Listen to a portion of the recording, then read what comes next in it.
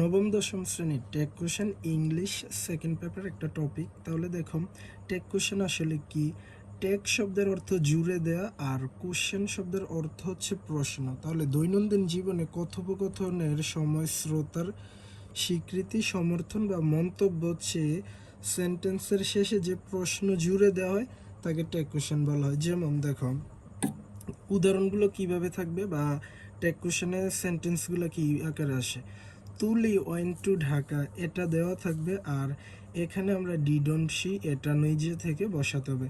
তারপর আরেকটা দেখো উদাহরণ, শি হ্যাজ নট ডান ইট, তাহলে এখানে আমরা হ্যাজ শি এরকম এগুলো নিয়ম অ্যাপ্লাই করে আমরা বসাবো। এইগুলো হচ্ছে জাস্ট টেক কোশ্চেনের উদাহরণ।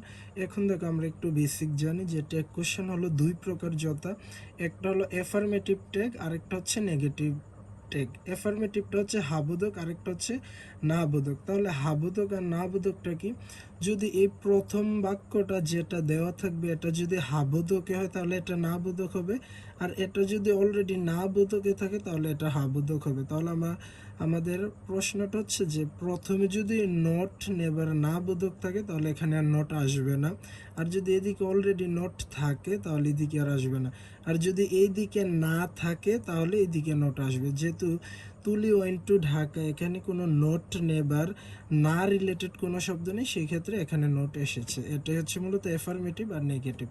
সাধারণত নেগেটিভ সেন্টেন্স বা স্টেটমেন্টে অ্যাফার্মেটিভ ট্যাগ এবং অ্যাফার্মেটিভ স্টেটমেন্টে নেগেটিভ ট্যাগ। প্রথমটা হচ্ছে আমাদের স্টেটমেন্ট, যদি এটা অ্যাফার্মেটিভ হয় তাহলে এটা নেগেটিভ, আর এটা যদি নেগেটিভ হয় তাহলে এটা অ্যাফার্মেটিভ হবে। ফর এক্সাম্পল দেখো স্ট্রাকচারটা কি, যে অক্সিলারি ভার্বের প্লাস সাবজেক্টের প্রনাউন বসাবো। যেমন রিফাত হ্যাজ নট ডান ইট, তাহলে দেখো এখানে অক্সিলারি ভার্ব যেহেতু হ্যাজ রয়েছে আমরা এখানে হ্যাজ বসাবো, আর এখানে যেহেতু অলরেডি নট আছে সেই ক্ষেত্রে আমরা আর এদিকে নট বসাবো না, আর এখানে আমরা সবসময় সাবজেক্টের একটা প্রনাউন বসাবো। তাহলে এই যে এটা হচ্ছে সাবজেক্টের এই প্রনাউন, তাহলে দেখো এখানে সাবজেক্ট হচ্ছে আমার কি রিফাত, তাহলে রিফাত যেহেতু একটা ছেলে তাহলে এটার প্রনাউন হচ্ছে হি। আর যদি আমার দেখো এইদিকে যদি ভার্ব প্লাস নট থাকে তাহলে সাবজেক্টের প্রনাউন ফর্ম বসবে। দেখো এইদিকে আমার কোনো অক্সিলারি ভার্ব নেই বা নট নেই, অক্সিলারি ভার্ব আছে ইজ, সেক্ষেত্রে আমি এখানে ইজ বসাবো। আর যেহেতু এখানে আমার কোনো নট নাই সেই ক্ষেত্রে আমি অক্সিলারি ভার্বের সাথে নট বসাবো, আর হি এটা অলরেডি আমার প্রনাউনে রয়েছে, তো সেই ক্ষেত্রে ডিরেক্ট আমরা প্রনাউনটা বসাবো। এটা হচ্ছে মূলত নেগেটিভ টেক। এবার দেখো টেক কোশ্চেনের গঠন প্রণালী, এটা কিভাবে করতে হয়। প্রথমে যে স্টেটমেন্ট বা সেন্টেন্সে টেক কোশ্চেন করতে বলা হবে তা অপরিবর্তিত অবস্থায় থাকবে, যেটা এটা হচ্ছে তোমার মনে করো যে এটা দেওয়া থাকবে, এটা তুমি কোনোভাবেই পরিবর্তন করতে পারবে না।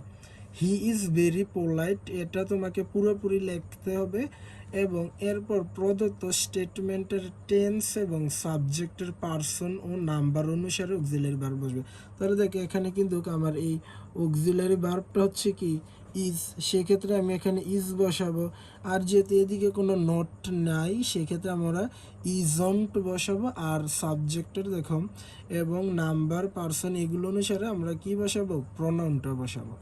এবার দেখো এখানে কিছু অক্সিলারি ভার্বের আমরা সংক্ষিপ্ত রূপ দেখব, যেমন এম নট কখনোই আমরা বসাতে পারবো না, আমরা এম নটের পরিবর্তে আরন্ট বসাবো, ইজ নটের পরিবর্তে ইজন্ট বসাবো, আর নট বসানো যাবে না আরন্ট, ওয়াজ নট বসানো যাবে না ওয়াজন্ট।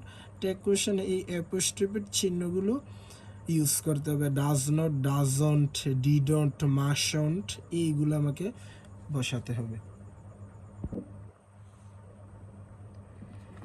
এখন দেখো আমাদের নতুন কিছু অক্সিলারি ভার্ব, যেমন ডেয়ার এটা হচ্ছে অক্সিলারি ভার্ব, নিড এটা হচ্ছে অক্সিলারি ভার্ব, অট এটা হচ্ছে একটা অক্সিলারি ভার্ব। এবার দেখো উদাহরণ হিসাবে যদি আমি দেখি ঋতু ইজ ওয়াকিং, তাহলে এখানে দেখো অক্সিলারি ভার্ব কিন্তু ইজ রয়েছে, সেক্ষেত্রে আমি এখানে ইজ বসাবো। আর দেখো এই বাক্যটার ভিতরে কোনো নট নেবার এইগুলো নাই, এটা হচ্ছে হাবোধক, তাহলে এটা হবে না বোধক, তাহলে অক্সিলারি ভার্বের সাথে নট বসবে ইজন্ট। আর ঋতু যেহেতু একটা উমেন, সেক্ষেত্রে আমরা নারীদের ক্ষেত্রে আমরা প্রনাউন হিসেবে শি বসাবো। এবার দেখো Sourav has finished the work, তাহলে এখানে অক্সিলারি ভার্ব কিন্তু হ্যাজ রয়েছে, সেক্ষেত্রে আমি এখানে হ্যাজ বসাবো। এদিকে যেহেতু কোনো নট নাই সেক্ষেত্রে হ্যাজন্ট, আর যেহেতু এটা একটা ছেলে সেক্ষেত্রে এটার প্রনাউন হচ্ছে হি। এবার দেখো দে আর প্লেয়িং, অক্সিলারি ভার্ব কিন্তু রয়েছে, যে অক্সিলারি ভার্বটা থাকবে এটা ডিরেক্ট বসে যাবে আর, তাহলে আর এদিকে যেহেতু নট নাই আরন্ট। আর দেখো দে কিন্তু একটা প্রনাউন, তাহলে যদি প্রনাউন থাকে তাহলে সেক্ষেত্রে আমরা ডিরেক্ট এখানে এই প্রনাউনটা বসাবো। আই ডিডন্ট গো হোম, তাহলে দেখো ডু ডাজ ডিড এগুলোও কিন্তু অক্সিলারি ভার্ব, তাহলে এখানে যেহেতু ডিডন্ট রয়েছে তাহলে শুধুমাত্র ডিড আসবে। আর এটা অলরেডি নটের কাজ করে ফেলেছে বা নট রয়েছে প্রথমে, এটা না বোধক, তাহলে এটা হবে আমার হাবোধক। তো সেক্ষেত্রে ডিড আর আইটা হচ্ছে একটা প্রনাউন, তাহলে ডিড আই। এবার দেখো Rahman isn't a bad boy, Rahman হয় না একটা খারাপ ছেলে, সেক্ষেত্রে এখানে অক্সিলারি ভার্ব ইজ, আমরা ইজ ইউজ করব। আর যেহেতু এখানে নট রয়েছে সেক্ষেত্রে আর এখানে আমরা নট আনবো না। আর রহমানটা কি, এটা হচ্ছে একটা ছেলে, সেক্ষেত্রে এখানে আমরা হি ইউজ করবো। এটা হচ্ছে আমাদের বেসিক যে নিয়মগুলো, এগুলো একটু দেখলাম কিভাবে কোশ্চেন ট্যাগগুলো হয়ে থাকে। এখন আমরা রুল আকারে দেখবো। তাহলে দেখো আমাদের এই প্রথম রুলটা হচ্ছে রুল 1। দেখো দেখো সাধারণত প্রদত্ত বাক্যে যে অক্সিলারি ভার্ব থাকে তাকে কোশ্চেন ট্যাগে ব্যবহার করা, যেমন অক্সিলারি ভার্বগুলো দেখো am, is, are, was, shall, should, will, would, can, could, may, might, have, has, had, do, does, did, must, dare, need, ought. এই তিনটা কেন ভালোভাবে মুখস্থ রাখতে হবে যে ডিয়ার, নিড, অট, এই তিনটে এগুলো কিন্তু অক্সিলারি ভার্ব, যদি এগুলো থাকে তাহলে সরাসরি বসবে। এবার উদাহরণে দেখি, যেহেতু এখানে দেখো রিফাত হ্যাজ এ বাইক, যেহেতু এখানে হেজ রয়েছে সেক্ষেত্রে আমরা এখানে হেজ বসাবো। আর দেখো এটার মধ্যে কোনো নট নাই সেক্ষেত্রে হেজন্ট, আর যেহেতু এটা একটা ছেলে সেক্ষেত্রে এটার প্রনাউনটা কি, এটার প্রনাউনটা হচ্ছে হি, তাহলে এটার অ্যান্সারটা হচ্ছে হেজন্ট হি।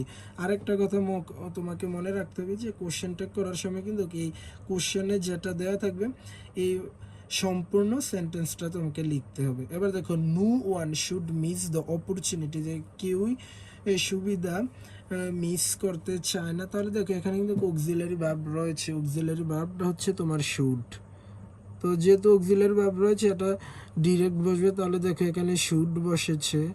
এবার দেখো যেহেতু এখানে নু রয়েছে এটা কিন্তু অলরেডি নটের কাজ করে ফেলেছে, সেক্ষেত্রে এখানে আর শুডের সাথে নট হবে না। আর দেখো কেউই সুযোগ সুবিধা মিস করতে চায় না, সবাইকে বোঝানো হয়েছে, আর সবার প্রনাউনটা হচ্ছে কি দে, তাহলে উত্তরটা হচ্ছে শুড দে। এবার দেখো future also dare not feel a well planned effort, তাহলে দেখো এখানে একটা ডেয়ার রয়েছে, তো এখানে আমরা এই ডেয়ার দেব। আর যেহেতু এখানে নট অলরেডি রয়েছে সেক্ষেত্রে আমরা আর এখানে নট দেব না। আর ফিউচার ভবিষ্যৎকে বোঝানো হয়েছে, তাহলে এটা তো কোনো ব্যক্তিবাচক নয়, সেক্ষেত্রে এটা হচ্ছে ইট, তাহলে অ্যান্সারটা হচ্ছে ডেয়ার ইট।